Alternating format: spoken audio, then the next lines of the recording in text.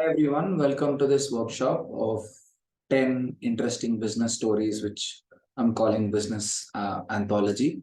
So as a ritual in all the workshops, I'd like to start with what got you interested and what are you expecting out of this workshop. If any three of you could start, and then we'll move into the 10 stories. I request you to be faster because we have 10 stories to complete over the next hour. What got you interested and what are you hoping to learn by the end of the hour?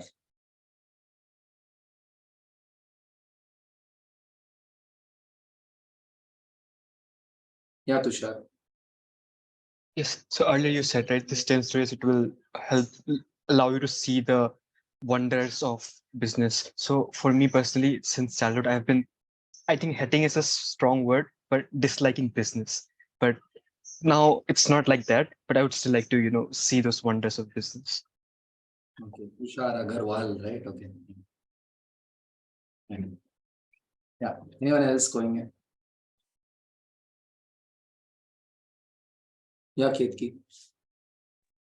Okay, so for me, it's the multiple things that you put together and we're discussing at one incident, in one workshop. So it's CK Prahlad, it's Devdutt being the CBO, and it's Toyota theory. And at the same time, we're discussing game theory. So, okay, I want to experience everything together all at once. So, Okay, so you want the cocktail. Okay. yeah. Interesting. Yeah, what do you English? Uh, Actually, I'm here to understand all the different situation arises and how companies overcome them. Because as a leadership, I was just in yesterday. I was in a class of leadership situation and values, leadership situation, vision and values. So that was the class, and their situations were there.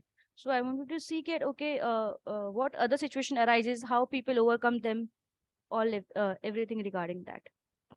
Sure. Thank you, English. Yeah, Deepak, please go in.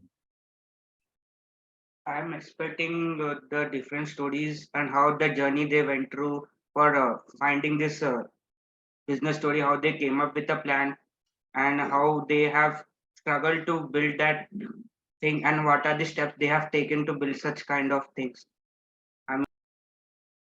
Sure. Thank you, Deepak, and hope all of you get what you're expecting from this workshop. Yeah. Yeah, Pratik.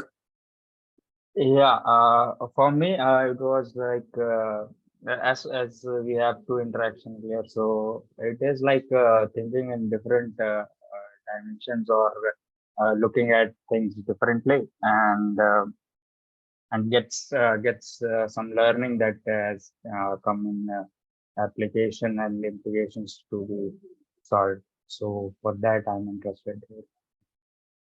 Thank you, Pratik. So I would like to move into the first story. So generally, we believe that if you make something in bulk, the price comes down. When you make something in bulk, the price comes down. That is fine. But what if the belief is the price will come down only if you make it in bulk? There's a story which smashes this belief, and that is the story of Toyota production system. That is the story of Japan. So, the Americans were making cars in massive quantities. So because they were making cars in massive quantities, their prices of cars were much lower than the prices of cars of Toyota, Honda, and so on. So the Japanese players were finding it very difficult to compete with the Americans. So what the government did was the government increased the import duty. The government increased the import duty because let's say the Honda car is 200 rupees and American car, let's say, is 170 rupees. You put a 30 rupees import duty, then you have leveled both to 200. Does the argument make sense? You increase the import duty, both of them are coming on par. So to protect the local players, the Japanese government increased the import duty. But the problem is you can't have import duty for too long because World Trade Organization or the other organizations will create some pressure, because if you're increasing import duties, the global trade is being reduced. So people will, create some pressure against you. So that import duty can only be a temporary thing. So these companies had to find a more permanent solution, while import duty was a temporary relief. Does that make sense? Now, at that stage, what the Toyota guys, I mean, this, in case you like this story, do read this book, Toyota Production System by Taichi Ono. It's a classic. And in this book, he narrates all of this with great detail, with various concepts of Toyota production system. So at that time, these people at Toyota said, we will not make a lot of cars, because if we make a lot of cars, where will we sell? There'll be a risk of selling all those cars. See, Americans are already used to selling those many cars, so they can take the risk of selling those many cars. But we are used to selling lesser number of cars. So let's not make too many cars just to bring the price down. We will make less number of cars itself. But we Japanese are very good at using our hands. So let us use our abilities to make things with our hands to optimize costs. So they started coming up with better processes to cut down wastage in the entire system. For example, let us say there are there are three teams which will work one after the other, right? Let's say Amrit's team works first, and whatever parts are made by Amrit's team, let's say Shagun's team takes those parts, and whatever Shagun's team makes, let's say Swanand's team completes the parts, right? So Amrit's team and then Shagun's team and then Swanand's team is like a baton pass. Now, what will happen if Amrit's team is very fast and Shagun's team is a little slow? Now, Amrit has already made 5 parts. Shagun has finished using only the 3 and passing, so 2 parts are extra, but Shagun still needs more time. She's working on the 3 parts, other 2 parts are lying idle. So what do? You need storage space for Amrit's parts. You need storage space, and you need someone to carry those 2 parts and store them there. You need people to carry and organize, and you need a place to store them, because if you don't store them properly, it'll rust, or there'll be a the parts will get spoiled. Is that an additional cost? Now, the Americans would be bearing this cost. The Japanese also would be bearing this cost. But now what the Japanese did is, if Amrit already made 3 parts and Shagun processes 3 parts per day, after making 3 parts, what will Amrit's team be told?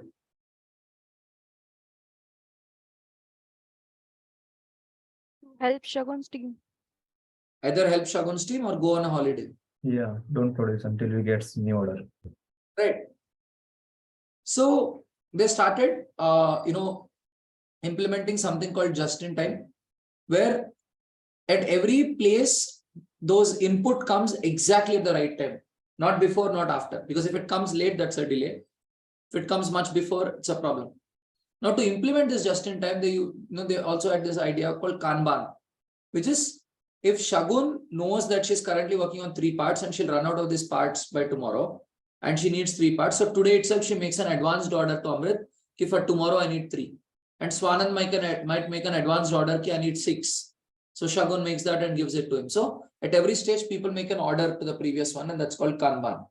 So Kanban, automation, just in time, there are different concepts they came up with. So in all these, for them, see, inventory is a wastage. That's an unnecessary effort. So they tried to find various ways in which time and effort was being wasted, and they removed everything from the system. Now, when the wastage is removed from the system, your cost comes down. Now, what Taichi Ono says is, if you have a lot of wastage, eventually the customer is paying for that wastage. So you want to remove all the wastage from the beginning of the production till the ending. That makes the whole system a lot more sustainable. He says that if you look at a hare and tortoise, the hare is an energy inefficient animal. It's not using energy efficiently, but tortoise is an energy efficient animal which is running consistently. So he says the spirit of Toyota production system is to reduce wastage and to be energy efficient in terms of how you do, because eventually you are passing on the benefit to your end consumer, right?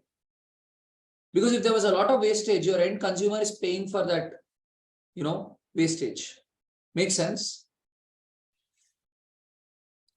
This is the first story of Toyota production system, that if at all you feel that, your production costs are going high, and you feel the only way is to do it in bulk and your production costs go up, that might not be the case. What the Toyota story tells us is, we can look at our processes and try to bring some efficiency into our processes. And when we can bring that efficiency into our processes, probably we'll be able to, reduce the costs. Yeah, Tushar. Since Americans were doing this for a long time, right, and their things were selling, then why did they not come up with this, removal of vestige? So Americans came up with something after seeing the Japanese. They called it lean manufacturing. The Japanese called it the Toyota production system. The Americans are like lean manufacturing. They copied it, but couldn't copy it as efficiently as the Japanese could. As I say, the rest is history, right? Where is General Motors and all of them, and where is Toyota, Honda? They started dominating the automobiles market after that. The Americans were throwing Japanese out. Now, ulta, the Japanese went and kicked the Americans out of their own market. Forget them defending the Japanese market. Now they went and threw Americans out of their own market by improving the efficiency with which they operate. But yes, Americans did copy it too. They call it lean manufacturing.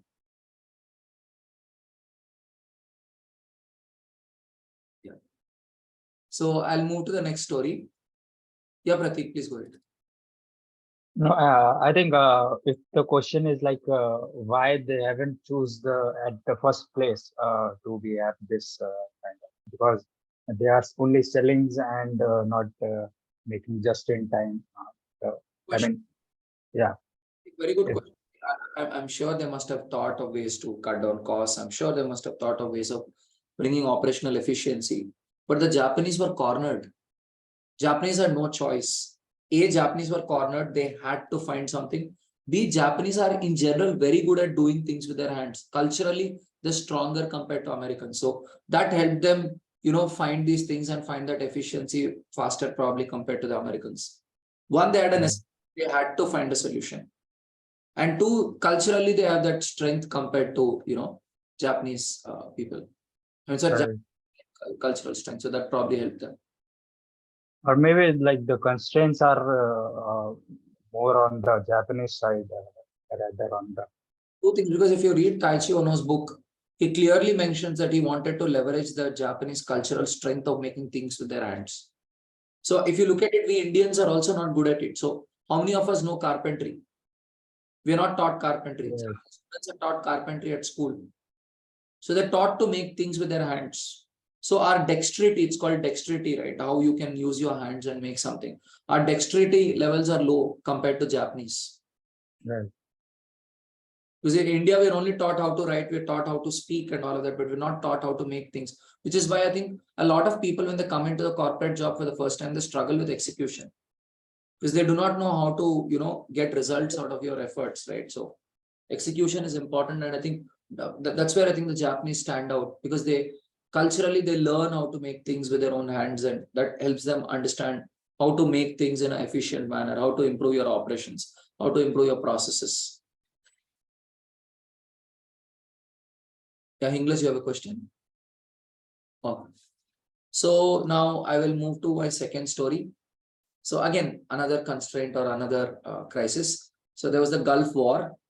So when the Gulf War came in, the oil prices went up. Obviously, right? Because all the oil is going to finance, is going for the fighter planes and all of that. So now let us say Deepak is running one airline and Hari is running one more airline and Amrit is running one more airline. Now, if Deepak increases the price because oil price has gone up, Hari will keep quiet and not increase the price. Amrit will keep quiet and not increase the price, because what Amrit and Hari will think is, if we don't increase the price, all of Deepak's customers will come to our airlines. We'll get more passengers. So now will Deepak dare to increase the prices? No. Will Amrit dare to increase the prices? No. And Hari also won't. So nobody increases the prices. And what happens to the cost for all three of them? Increases. Cost increases, price is the same. What happens to all three of them? You'll go bankrupt. Yeah, all of them are in losses, right? Back. Yeah. That depends on how much capital they have. But yeah, all of them, Losses. they didn't know what to do. They got MBS to come and think. No solution. Because MBS usual methods, right? So then they got a lawyer and asked the lawyer, solve this. Lawyer was like, you drunk, I'm a lawyer. Then they're like, no, The MBAs have already tried. Nothing came out. We want you to try because you're a creative person. Then what he did was he was like, okay, let's go and see what the situation is. He went there and he was there at the booking counter and he was observing how people book tickets. Then he observed that the people who were booking tickets were of two kinds. They were family travelers who booked their tickets well in advance. And there were business passengers who were probably coming in the morning and booking a ticket then and there, or probably booking a ticket later in the day. So there are two kinds of people who were booking tickets. And then he noticed the people who are family travelers, they want a lower price, but they're willing to book it 2 months in advance. But the ones who are business travelers, they want the ticket available at the last moment, but they're willing to pay more. Now, what you could do is, I mean, that's a no-brainer, right? You book well in advance, I'll give you a lower price. You book in the last moment, I'll increase the price. Is an idea he came up with. But there's a risk with this idea. What if you hold on to 20 tickets for last moment at a higher price and they don't get sold? Your plane goes empty. That's a loss. You've got to make sure every ticket is sold. So what he did was, he said, we'll use computers. We'll take historic data to predict how many business tickets are in demand on which day, at which time. And using historic data, will predict how many tickets to hold back for business class, for last moment bookings. So that way they started changing the pricing based on the time. They started using computers and algorithms to change the price with time. And today that's what you have when you book your flight tickets, right? There's a kind of surge pricing. You go closer or there's a festival or something, the prices go up. So this is how the surge pricing idea came in, because a lawyer just went to investigate how this is happening and he questioned, why is the pricing the same always? So this is the story of revenue management. So in revenue management is a subject where we look at our cost and we look at our revenue. We try to maximize our revenue and we try to minimize our costs. That's how you increase your profits. And revenue management is a very cross-functional kind of a subject.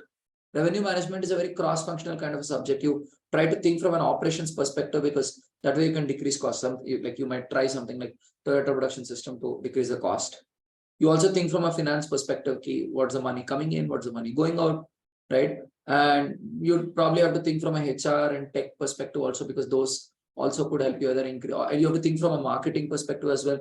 What sells, what doesn't sell? Can I sell this differently so that for the same cost I can get a higher revenue and so on? So this is the subject called revenue management. And in a lot of organizations, CROs are super powerful, chief revenue officers. So while the marketing person gets the brand in place and strategies in place, while the salesperson does the sales, the revenue person is responsible for making sure the revenue is maximized, right? So how do you do the pricing, what channels you get the money from, and so on. This is what the CROs sort of do, and revenue management is a super important concept from an organization's perspective, right? Happy to take any questions around the story. Yeah, Tushar. Earlier you were talking about those 3 airlines, right? If one increases, the other 2 don't increase, then it would be trouble. Then earlier you were talking about game theory as well. So what if all 3 of them together, increases the price? This is why you have unions, and unions try to do things for people, but that was just not happening then. But yes, if they can form a union and the union can lobby and make sure everyone does it, that could be useful. But the situation was so bad then that even the economy would be down, right, during a war. So people may not be willing to pay a higher price. So even if they, as a union, were to agree, people would probably say, no, let's wait. If we increase the price, the existing passengers will also drop out. Because when the economy is bad, people don't have that much money with them, right?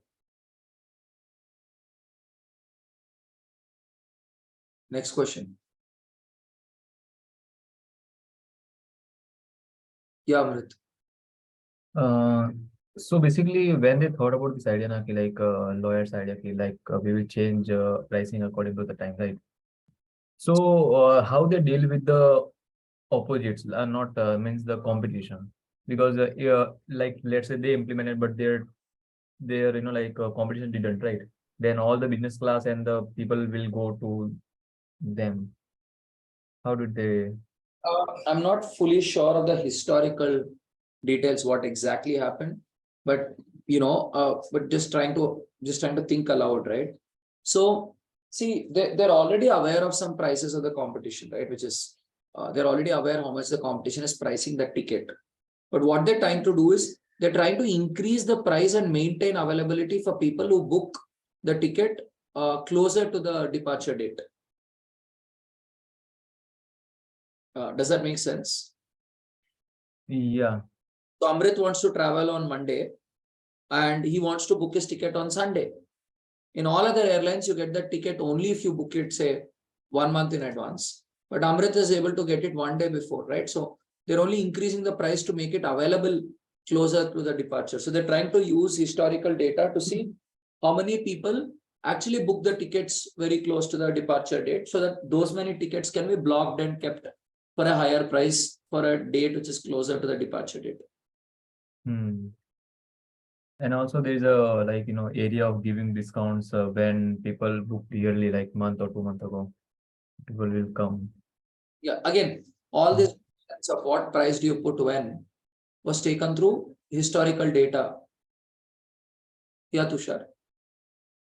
Right. Now, when they are relying on historical data, right? Even though the data might be strong, there's still high risk involved when they are making those things conclusions, right? Correct, but you see, there is in these areas there's a fair amount of predictability, right? In terms of why people travel, when people travel, there is a fair amount of predictability. So they've used that predictability to hold on to the right number of tickets to the last minute. When you talk about revenue management, only that prediction and analysis work, or is there any other thing that works? Revenue management is about maximizing revenue. You do all things to maximize revenue minus cost, right? That optimization is a subject called revenue management. So if you guys are interested, you can read this book called Revenue Management by Robert Cross.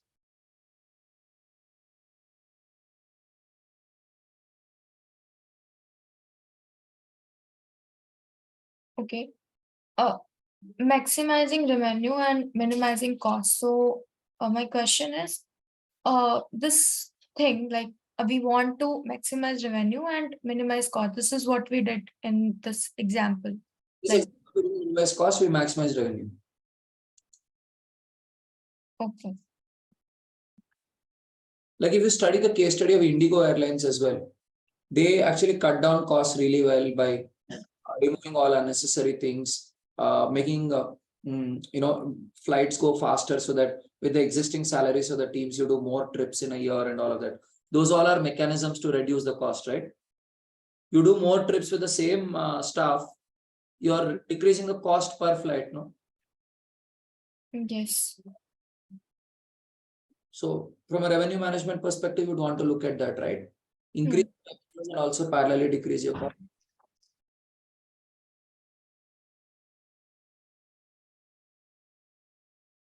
Okay, it's 24 minutes and we did 2 stories. In 36 minutes, I need to do 8 stories. So I will go faster now.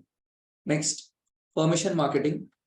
So in 20th century, if you compare 20th century with 21st century, when do you have more choices of products and more choices of advertisements? 20th century or 21st century? 21st. You have so many products, so many things, right? So are you interested in listing all of them? So human attention is very scarce in the 21st century. So what Seth Godin says is, you don't want to just put a lot of advertisements. The point is people ignore advertisements. Instead, just give them a small packet of information. Ask them if they want the next packet with more details. Once they say yes, tell me more details, then you give them the next packet. For example, you ask, are you interested in very tasty potato chips? I have a very unique flavor which you would not have heard of. Do you want to see a picture of this flavor? The customer says yes. Then I show the picture. Then you ask, do you want to know where these potatoes come from? The customer says yes. Then I show where it comes from. So instead of giving one long advertisement which the user doesn't want to see? Can I give small packets, and after each packet, I ask a permission to show the next packet, and then I show the packet? This is the concept of permission marketing. So permission marketing in a way is kind of spam, opposite of spam, right? Today, people are pissed off with spam. So instead of spam, if you give like little packets, ask for permission, and then give them a bigger packet. That makes sure that, because usually what happens is companies spend insanely high amount of money on advertising, and at the end of it, they don't get any returns. The problem is people have not even looked at the ad. I mean, when you see an ad on YouTube, what is your first reaction? Skip ad. You see an ad on Facebook, what is your first reaction? To scroll. So people have an aversion to advertisements. So this is where Seth Godin says, if you use this concept of permission marketing, show something small and create some value there, and ask them, if you want, do you want the next packet? And when people say they want the next packet, you give it that way. So in that sense, your advertising might give you higher ROI. This is the theory of, Seth Godin, this theory of permission marketing. Okay, I'll move to the next story, which is valuation of startups. So if you look at it, in 20th century, organizations were valued by seeing their accounts, by seeing how much money they were getting, and based on how much revenues they were doing, and how much profits they were having. By seeing the data, historic data, the valuation was done, right? And by seeing the assets they have and so on. In the 21st century, you look at companies where, investors just put a very high valuation because they say, I see a huge future in this product. I want to bet on this product. And then people were debating and saying that 20th century valuations are very different from 21st century valuations. 21st century finance is future oriented, while 20th century finance is past oriented. There were all these theories. There were theories that 20th century finance is past oriented, 21st century finance is future oriented. Then Ashwath Damodaran comes and says, there's no past, there's no future, there's only finance, and there are fundamentals. And he says that, for doing valuation of any company, what you want is, you want to know all the future cash flows of that company, right? How much money the company is going to get next year. How much, let's say this is year 0, right? Let's say 2023 is year 0. How much money is the company going to get in year 1? How much money is the company going to get in year 2? How much money the company is going to get in year 3? How much money the company is going to get in year 4? And how much money the company is going to get in year 5? Now, each of these, they'll do an adjustment to today. What do you mean by adjustment? Let us say you're getting 100 rupees after 2 years. That 100 rupees after 2 years is probably worth around 87 or 88 rupees today, assuming a 10%, 81 rupees approx, assuming a 10% rate of interest. Why? Because 81 rupees today gives me an interest of 8.1 rupees. So at the end of 1 year, it is 89.1. Now that 89.1 gives me almost 9 rupees interest. So that's almost like 97 rupees. When I go forward in time, my money's value increases, right? My 100 becomes 110, 110 becomes 121, 121 becomes 133.1, that becomes 146.41. But when I come backwards in time, money's value decreases. That is called discounting. So what Ashwath Damodaran says is, the valuation is simple. It's like you look at what all money you're getting in the future, and you take that money and you discount it to today's rate and you add it, and that is a valuation of the company, right? So whether it is 20th century or 21st century, we're using this approach only. The fundamental approach of valuation is this. So now, if you're saying that you're Uber, and you're the future of transportation, so what is happening is you're coming up with a narrative, you're coming up with a story. So based on your story, some assumptions are going to come that Uber is going to be used by 1 million people or 100 million people or something. Each one is going to use these many number of times in a year. Per trip, this is the amount of billing, this is the cost. So based on that, you arrive at numbers of your revenue, arrive at numbers of the cost, future revenue, future cost, right? And based on that, you understand how much profits you're getting each year. And using those profits, you can discount it to today's time, and then add them up, and you can bring out the valuation. So it's like whether it is 20th century or 21st century, the valuation is the same. Valuation is like, you look at how much money you might make. You write your narrative, right? You write your story. Based on the story, we come up with assumptions. So if your story is Uber is going to be used by developed nations, your user base is only going to be this much. But if or is Uber an urban transportation company or is Uber a transportation company? Say urban transportation company, your numbers are limited. But if you say transportation company, your numbers go up. So depending on what story you tell, the assumptions change. And when the assumptions change, your revenue numbers change, and based on that, your valuation changes. This is how you do valuation of a startup. You have your narrative. Based on the narrative, you have your assumptions. Based on the assumption, you have your financials, and based on that is the cost and revenue of each year. You discount it to today, and you have your valuation. Happy to take any questions here because it's possibly a little technical. Please see the formula again. What that it will come out discount. What will come out discount? Discount is your amount which you're getting that year divided by that 1 plus rate of interest whole power number of years. Let's say your rate of interest is 10%, right? So the factor is 1.1, right? If you go forward, you're getting 100 into 1.1, 100 into 1.1 square, 100 into 1.1 cube. That's how you're doing compound interest, right? P into 1 plus R whole power n. That's compound interest. Discounting is P divided by 1 plus R whole power n. When you go forward, you're multiplying by 1 plus R. When you come backwards, you're dividing by 1 plus R. Because you're adjusting now. Because you're dividing by 1 plus R. So it's like a forward jump, you're multiplying. Backward jump, you're dividing. Because if you had P by 1 plus R whole square, after 1 year, how much would it become?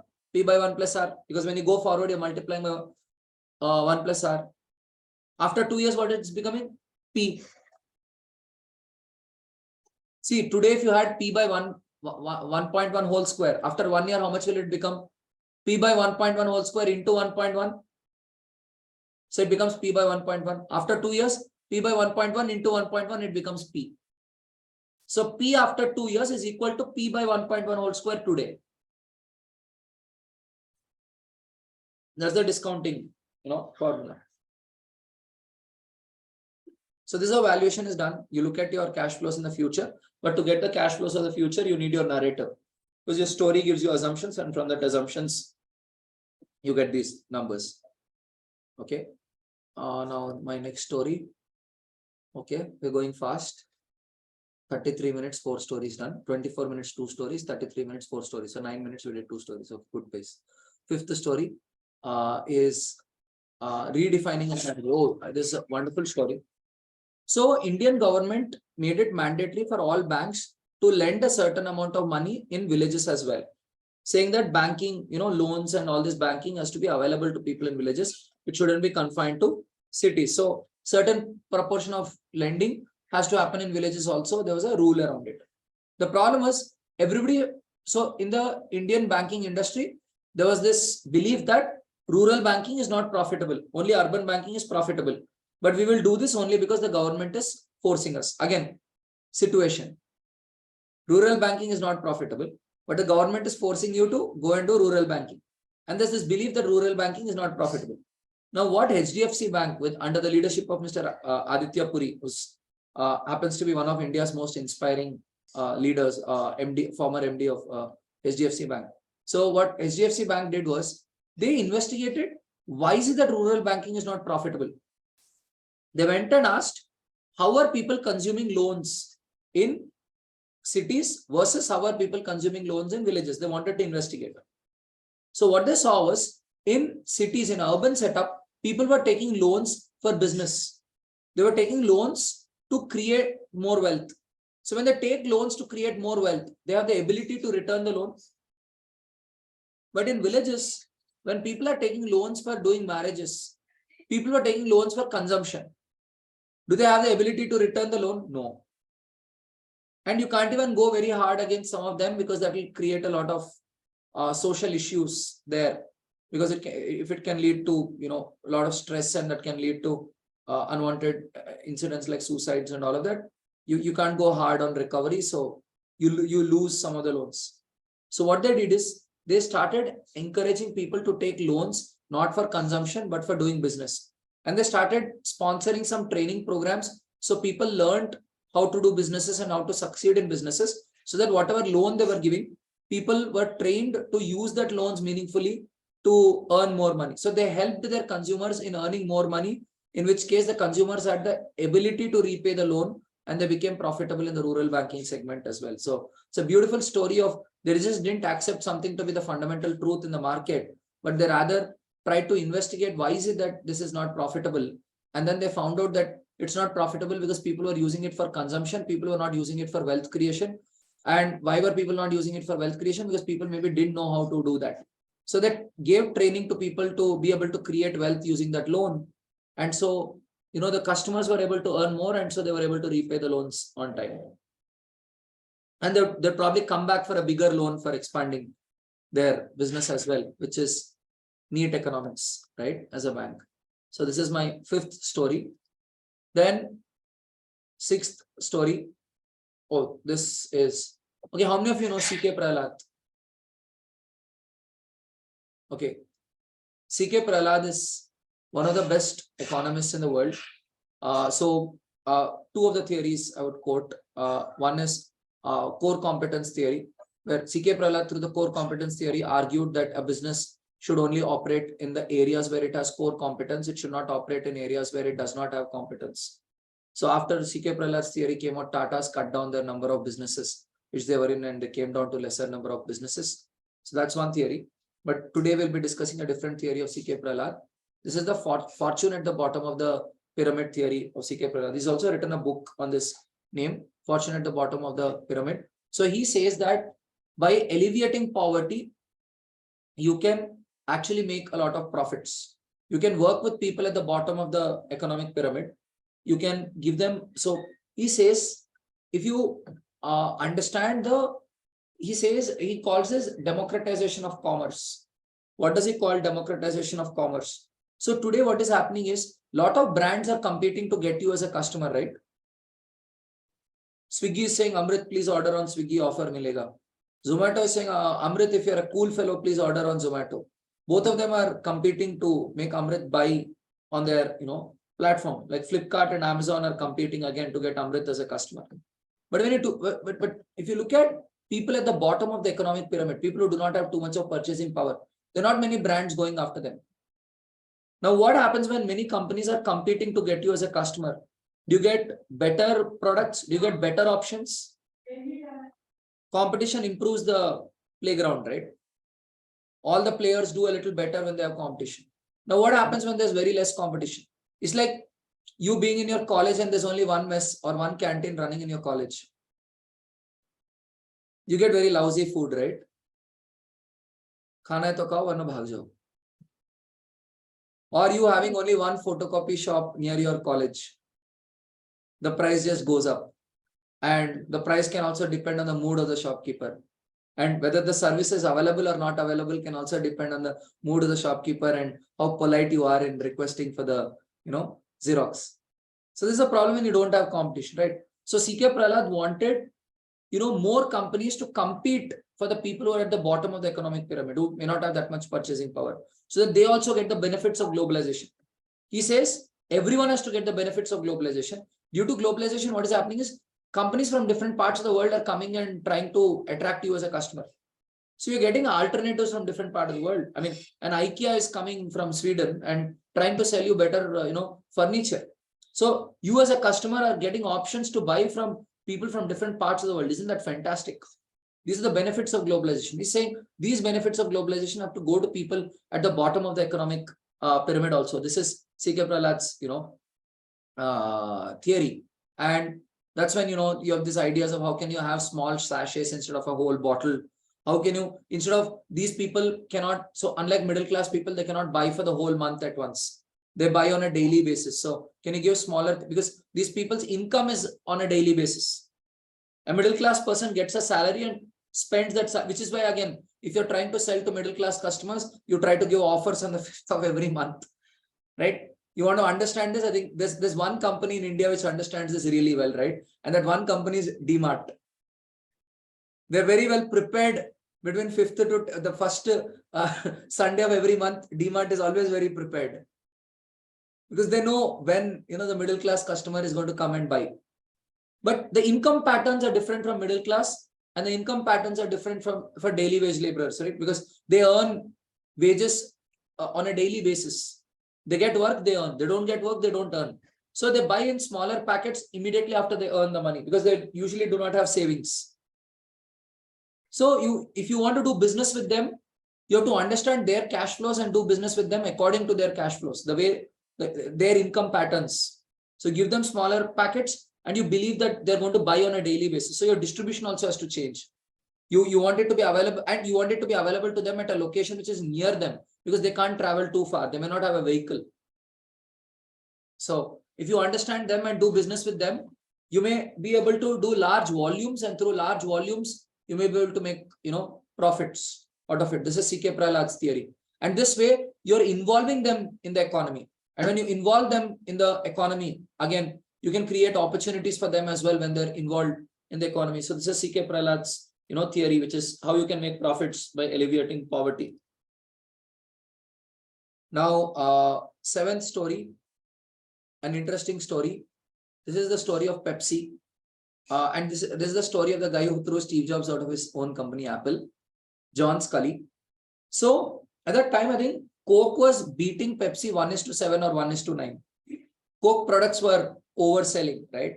So they didn't know how to do something about it. So John Scully actually, I think within 3 to 4 years of joining as a fresher, he became a vice president in Pepsi. He grew very fast. And eventually, I think in less than 10 years, he became a president or something.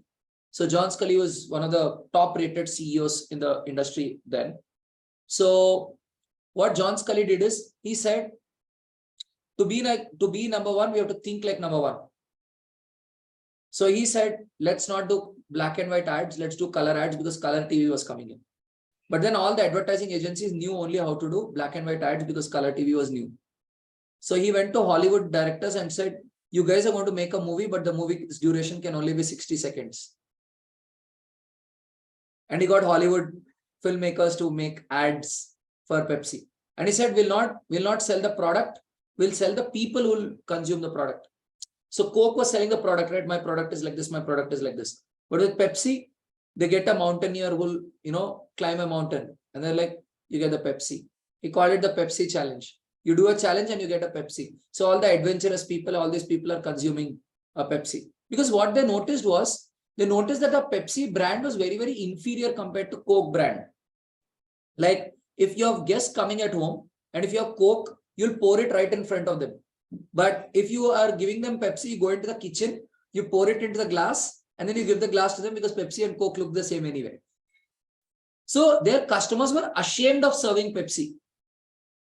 So there was a huge problem in the brand perception of Pepsi. So he wanted to change that branding campaign so that people are willing to buy Pepsi. And that's how he got Pepsi to almost come on par with Coke through all these campaigns. And that's why in the industry, he was known as the Pepsi challenge guy. So color ads and celebrating the people rather than the product. These are some of the things that John Scully sort of did to get Pepsi on par with this. So I think when you want to be a number one brand, you have to think like a number one brand. And this is what I think John Scully's story tells us, how he did a turnaround of. So see, when as business thinkers, right? Some of the stories like Toyota story or this Pepsi challenge story are landmark stories. So whenever you're in a situation, you remind yourself, okay, we'll go the Pepsi challenge route. We want to be a number one brand. Let's behave like a number one brand. Or you're like, oh, these costs are blowing up. Toyota production system.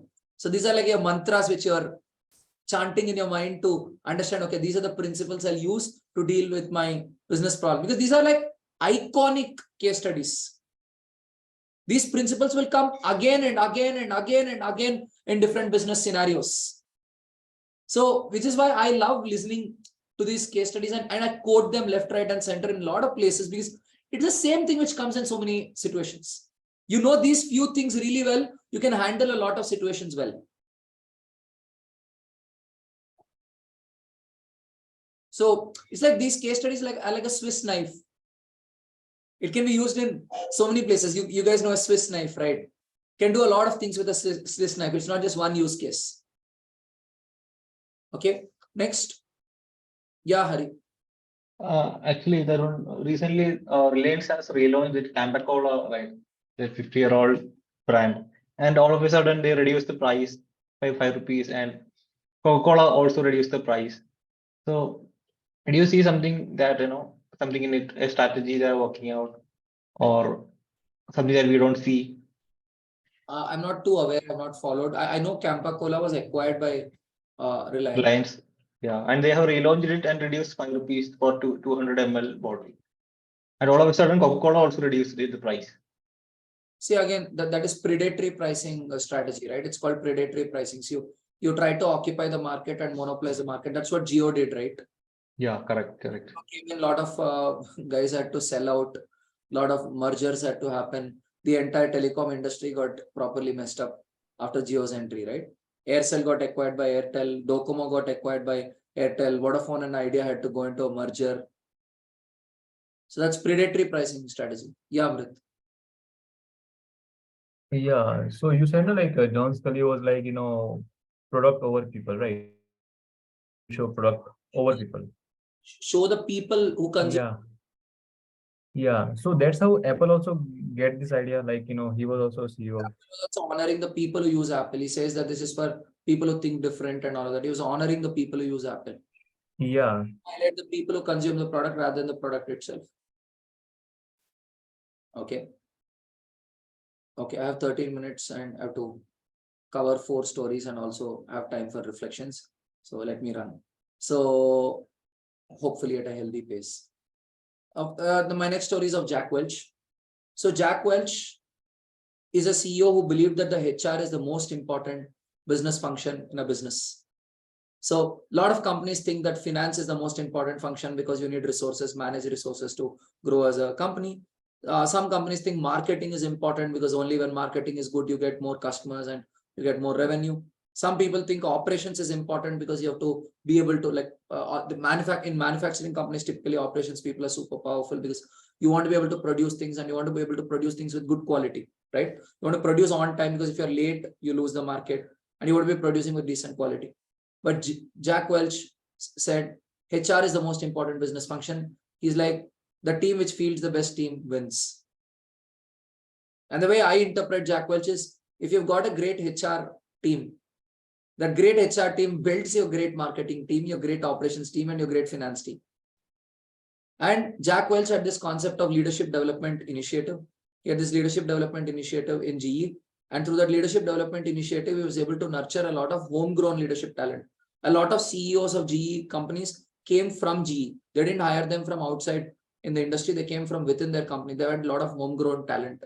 So very few companies, maybe less than 5% of companies in the world actually give importance to HR. But those companies which give importance to HR might be able to have a huge advantage over the other companies because the companies which field the best team are more likely to sort of win. So that's the story of Jack Welch. But usually what happens in companies is HRs are relegated to health and wellness party. Yeah, Tushar. Yes. So you said, right, if proper importance is given to HR, then they can get a lot of advantage. But if that is understood, then why don't they give that, focus to HR? I think in your question, there is an answer. That is not understood. And why is it not understood? I don't know. People just don't get it. Or maybe I would say it's just too tough to make that HR function work. And the benefits are not very immediate. It takes some time for you. You need a lot of maturity to see those benefits. And to tell you even deep thought, right? We don't sell it as HR. We sell it as you'll get good project KPIs because very few companies have the maturity to understand. So you need the belief in the process and you also need the patience before the process can give you those results. So that's a problem. I have one. As I recall, there was an interview with the Steve Jobs. He said, the best HR are those who don't want to be the HRs. No, not HR. He said managers. Talk about managers. Managers are different. HR are different. Managers are the ones who manage different departments and different functions, right? Here I'm talking of HR. Right. HR is the department which talent acquisition is the department which recruits. HR is a department which takes care of people, runs their training, does succession planning, does leadership, development and all these things, culture building, retention, equipping them so that they're able to contribute more, doing appraisals, doing performance. All of these are responsibilities of the HR. Right. I mean, so they don't have an internal managing power, right? The HRs. No, they Only the onboarding. no. They work with the people. See, the problem is generally people consider talent acquisition people to be HRs. Generally, whom people call HR are talent acquisition people. Talent are the ones who bring people. HRs are the ones who handle people once they're hired. Right. Listen to my thing carefully, right? I just answered your question. They do some leadership development, performance reviews, appraisals. All of these things are done by HR. So they take care of the people and make sure the people are developing and make sure that the people are capable of doing a lot of those things. Right. Okay, I'll move to the next story. We have 8 minutes left and 3 stories to go. So L&T was a company which was doing really well. They were highly profitable also, but their valuation was not very high. They were not doing things which will increase the valuation of the company. So as a result, there were some people who were trying to buy all their shares suddenly and increase their shareholding by more than 51% and take over they were trying to take over the company. Because the way they were designing the business was not optimized to increase the valuation of the business. They were not trying to take up those projects which can increase the valuation and so on. So then when Mr. A.M. Naik, who was again a legendary leader of L&T, and in case you're interested in the story, you can read this book, Win-Win Corporations by Shashank Shah. In that he captures L&T and A.M. Naik's legacy in L&T. So what he did was A.M. Naik, he started giving ESOPs to stock options to important employees in the company. And there were open discussions around finance and economics, right? There were open discussions about finance, about what is valuation, how does valuation come in, and what do you do so that the valuation of the company grows, so that every employee is trying to ideate around what we can do to increase the valuation, and with the pick projects also, they're very careful on what is the impact of the projects on the valuation, and that helped them increase their market valuation and escape that threat of hostile takeover. So you could be so this is a very powerful story, because this tells you that you could be a company which is doing really well, but if you don't understand finance, you don't understand valuation, your valuation could be very low, and you could be at the threat of a takeover by someone because your company is not very valuable, although you're doing great as a business, but you're not structuring it in a way that your company is more valuable. So this, I think, is a very powerful story of L&T. Okay, so now I have one last story. This is Kishore. So Kishore Biani is he started as, I think, cotton trader or something like that, and then went on to start the future group, Big Bazaar. So initially people said that retail and all of this is not going, big malls and all of this is not going to work out in India, because they said in India people are committed to that Kirana store and those local stores next to them. They will not go to malls and all. But then when he finally launched Big Bazaar, there was so much of a crowd that they could not handle that. They had to shut the shop and open it on the next day with more preparation. That was the demand on the first day, and today the number of malls in India and what it is. In fact, his autobiography's name is "It Happened in India," because everybody said, "Arey, this is not going to happen in India." So now Kishore Biani is somebody who understood the Indian consumers' behavior really, really well. He understood one thing, that Indians are used to exchanging old newspapers and all of that to buy stuff. So they want to exchange stuff and buy, and that's the typical Indian mentality. So in Big Bazaar, in the initial days, what they would do is they would let Indians come and bring their old things like newspaper and all and exchange them for buying. Now, what would Big Bazaar do with the old newspapers and all? They would call the Raddiwalas and sell it off. But they gave them the option to bring it because that's the Indian behavior. And they said, if you can embrace the behavior, you'll be able to, do better, business. So, yeah, now Big Bazaar is in trouble, but that's a different story. But I'm talking of the success story which ran, right? So he got Devdutt Patnaik as a chief belief officer, because they have the belief that once you see, from your beliefs, your behaviors are understood. And from your behaviors, you understand the buying patterns, right? So if you directly try to figure out how do I make people buy, you may not get the story. You have to go deeper. To go deeper, I think the level is belief. Once you understand belief, you understand behaviors. Once you understand behavior, from that you understand the buying patterns. And this, will help you do better business with the people you're working with. A lot of times the businesses don't understand the cultural context in which they operate. Because they don't understand the cultural context, they're not able to service the customers really well. So I think this is a fantastic idea to study beliefs. Then from that you study your behaviors, and once you understand behaviors, it's easier to do business. Yeah, Ketki. Sorry, it's very faint, but yeah, please go ahead. Okay. So to understand why not the psychology try to Why are they trying to repeat the last part? do I write it in the chat? No, that's you're audible. Please go ahead. Why are they trying? Okay. I mean, why did not he go to a psychologist, getting someone psychologist than Devdutt Patnaik? Belief has to be understood. So because Devdutt Patnaik was very deep into Devdutt Patnaik, I think, was working with Ernst and Young or one of the consulting firms, and he was very passionately involved in mythology. And I think the beliefs of people can be understood when you understand the mythology of that place, right? So what kind of religious stories they read and listen, from that you understand what they believe and how they behave. So I think that's probably why he picked up Devdutt. He, in fact, tripled Devdutt Patnaik's salary from EY and made him come as chief belief officer. Devdutt Patnaik tells this as a story that my salary got tripled and I got to do what I'm interested in doing. So why not I moved, is what he tells right in that story. Okay. So this concludes all the 10 stories, and I would really want to hear what are your takeaways after listening to this cocktail of 10 stories. This for me is the most interesting piece, to see how we are connecting all of them. What patterns are you able to see? Yes, Swanand. Yeah, I think one of the pattern I have detected is like there is the approach of unique solution to the common problems.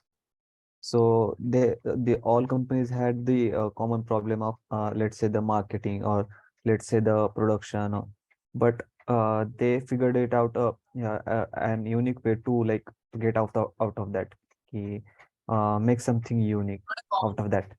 Different problems. The constraints made them, come up with a very interesting and efficient solution, which can be used in so many other places, which now become industry standards. Yeah. A new standard, if we can call it so. Right. Thank you. Who's going next? What takeaway or what pattern did you see?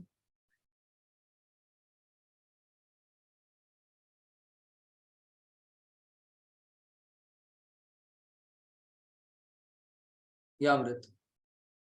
Yeah, the main takeaway of mine is like, in every business, there is like everyone is facing problems, right? And the core concept is here, like, they know the, we can say rigor or, depth of the problem, right? And then after finding the depth, then they can, they found the solution. So that is the main takeaway of mine. Okay. Thank you, Amrit. Yeah, Ketki. Okay, so I think the pattern that I found was finding value in people, in processes, then investing in them, and finding value, investing in people and the processes. And it's about how do you include everyone so one part, and it's also how do you position your product. So to re-articulate, it's finding value in people and processes, then investing in them, then positioning your product in such way that the product will be used by everyone so that it will be inclusive, and overall the effect will be on the total economy or community. Okay, that's a very interesting takeaway of how you clubbed all the pieces together. Yeah. Oh, yeah, over to you, Hari. Yeah, I kind of felt that Coca-Cola example very interesting. Rather than pushing the product to the consumer and spamming them, it's better to show them the value and let them lure into the product, or people let people find the value first, Try and show them the value, let people understand it, then let them come to the product. If you actually think about it, they were not showing the value. They're trying to make it like a status symbol, or they're trying to create a perception around it. The guys who are adventurous drink Pepsi, so they're trying to create that status symbol through that. Because when you sell things like soft drinks and so on, you're not really selling value. Because if you're selling value, you don't get that kind of money. Just soda, sugar, and water. You're not selling the value of the product. You're selling an experience there. Yeah, you're creating a perception. Exactly. You're selling it because you don't earn enough if you're selling value of the product. Yeah, Deepak.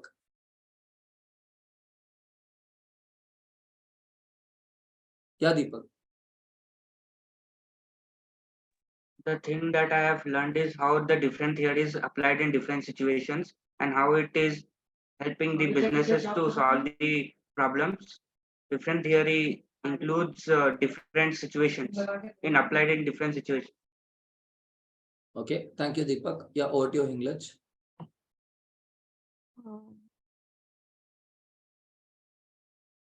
I learned that whether the profit is to become number one, people were finding ways that we need to find the core problem, that why we are not getting that profit.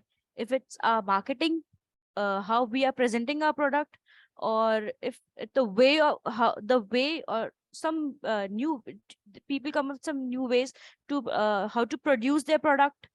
You know, they are finding different ways and finding the. Am I audible? Okay, so people are finding different ways, and they're finding the core problem, that okay, why we are not having this, why we are not having a profit.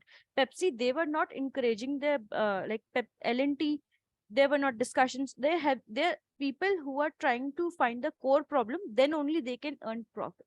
So basically, whatever ways to find, you need to find a core problem and solve it and gain the profit. Okay, thank you, Hinglaj.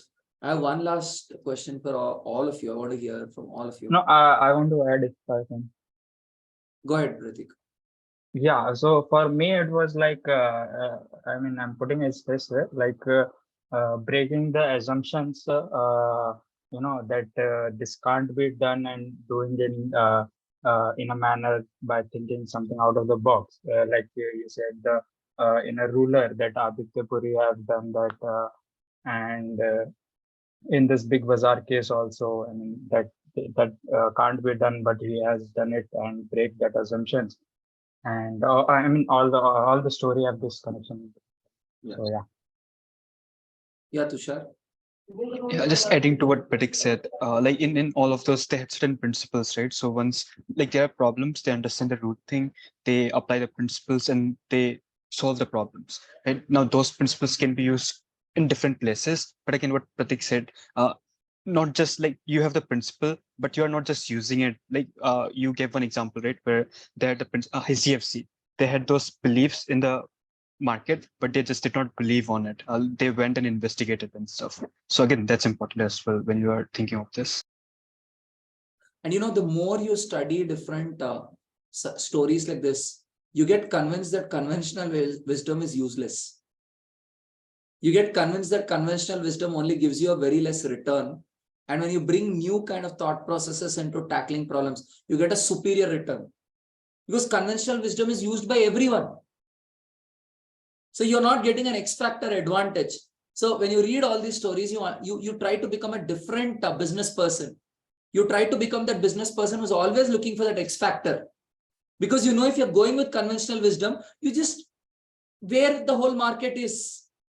You want that X factor. Okay. So now I want to conclude this workshop with a question. The question is, how do you feel right now?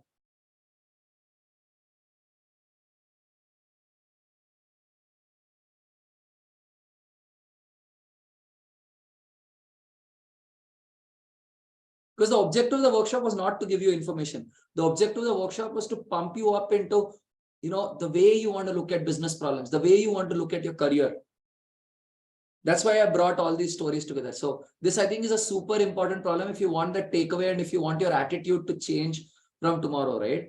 Of how you deal with business problems, how you go about your career, how you go about your job. So yeah, go ahead. How are you feeling right now? Yeah, Ketki. It's exciting. At the same time, the way after I just reflected, I got a text from someone, and that person was telling me that you have to set up a blog. And my first question, okay, what is our vision for it? Like, how are we planning it? So my whole approach right now is, so, okay, how do we tackle different problems? And I mean, I feel like I have multiple tools in my hand, and then which one to use from my personal. Empowered is what I feel. Right. Thank you, Ketki. Who's going next? How are you feeling right now?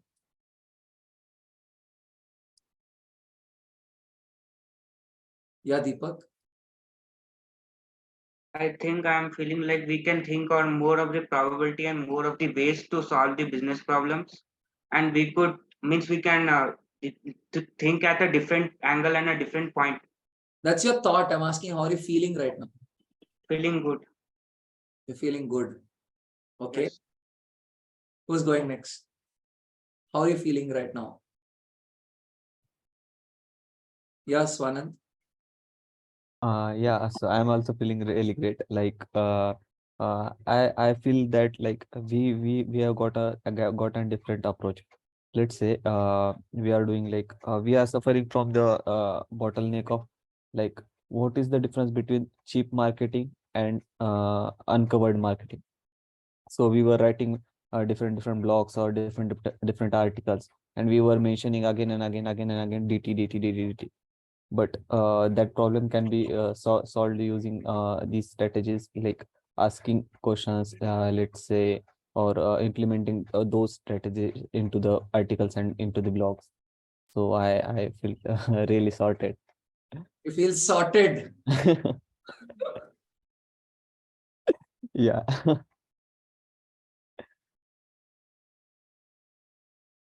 Yeah, I got a wonderful screenshot.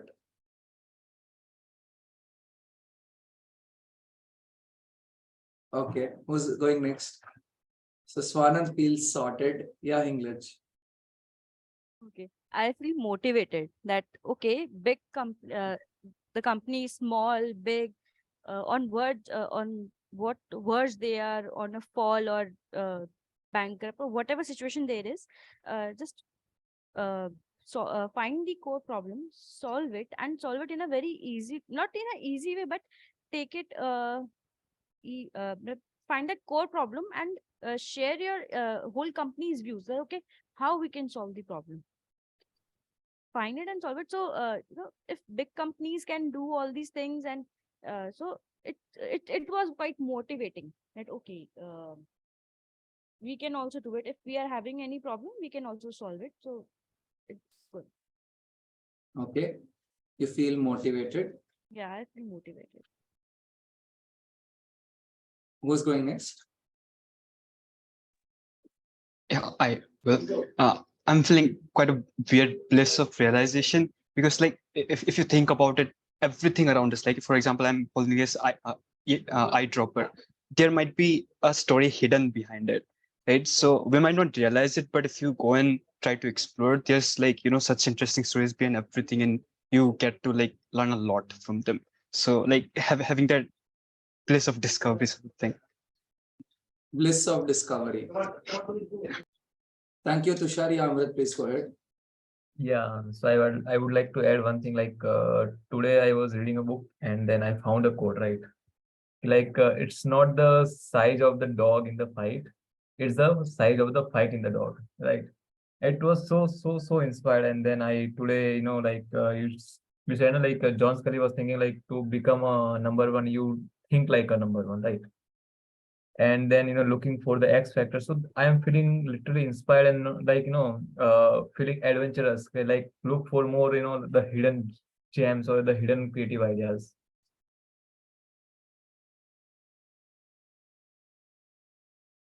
Okay, thank you, Amrit. Who's going next?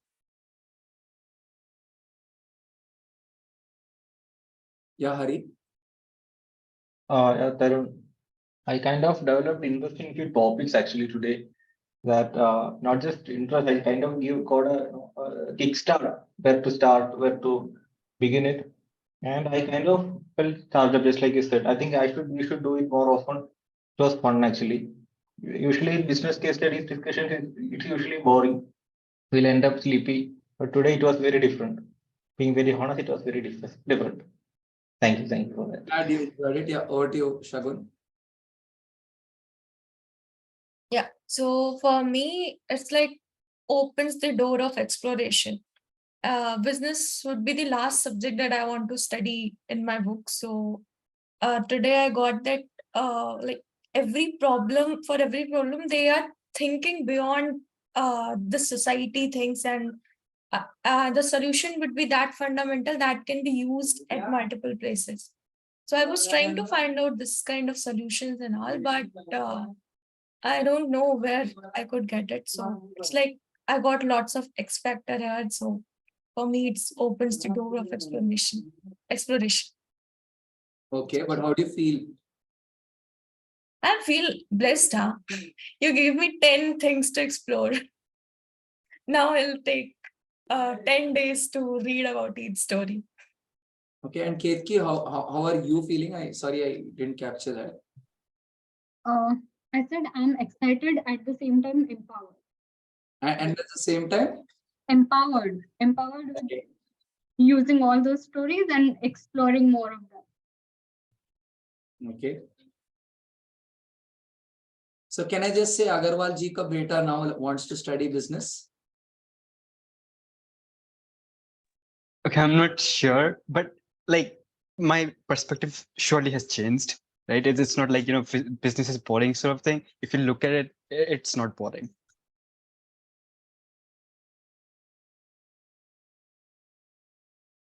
From yesterday, I'm finding it interesting.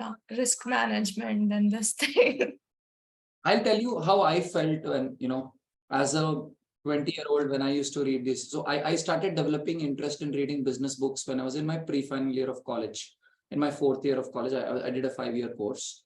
So I read about 100 books in my 4th year. Usually I read non-fiction. I read usually business psychology. These are the genre I'm very interested in. So yeah. So how I felt after all of that is I can beat the competition and I can be way better than them. I may be a 20-year-old, but I'll go beat all these CEOs because these guys have not read these books. I have these methods. Let me go beat all these experienced guys by bringing the best practices from different parts of the world. And wherever I went, I would bring these ideas, and that's where there was freshness and there was newness, and my age didn't matter. My knowledge mattered. So I think it's fantastic to read these books because it gives you that X factor. It puts you ahead of the others. And it constantly reminds you that you can do it, and constantly reminds you that there's a different level in which you can play. What does it mean to play at the best level of the world? You understand when you read the best stories. So this is why I always get excited when I get to hear these stories or read these stories. And I hope you guys get excited too. And I hope you guys read these things too. So Hari Krishnan, I'm happy to do these sessions. I love telling these stories, you must have gathered. But I would appreciate if you pick up these books and start reading these books. I have a books recommendation list. I'm going to send it on the WhatsApp group tomorrow morning. You guys can pick up some of these books. Maybe some of them have PDFs available online. You can go read them and get into this habit of reading, because you get all these stories from beautiful books. Free Economics by Stephen Levitt, Mind of the Market by Michael Shermer. So these books, they're beautiful case studies, right? So Great by Choice, Good to Great, Jim Collins. So you get truly empowered, as Ketki said, when you have these stories that just elevates. It's not about what you know. It's about how you operate with your brain. It's about how confident you are about operating, that we'll go smash all these traditional guys because we can deal better, right? So hope you all are pumped up and hope you all take more interest in business, including Agarwal ji ka beta. And I hope all of you use the power of business to make the world a better place to live in. Thanks a lot for joining and hope you enjoyed the experience.